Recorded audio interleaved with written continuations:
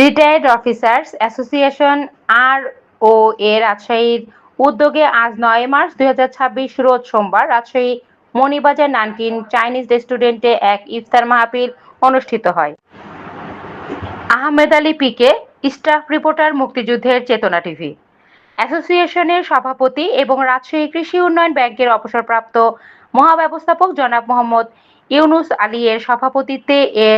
এবং মোর্শেদ মঞ্জুর হাসান চুন্না এর সঞ্চালনায় অনুষ্ঠিত উক্ত ইফতার মাহফিল গুণীজনদের মধ্যে উপস্থিত ছিলেন অবসরপ্রাপ্ত পোস্টমাস্টার জেনারেল জনাব মোহাম্মদ শফিকুল আলম, টিটি কলেজের অবসরপ্রাপ্ত অধ্যক্ষ জনাব মোহাম্মদ আব্দুস সামাদ মণ্ডল, বাংলাদেশ ব্যাংকের অবসরপ্রাপ্ত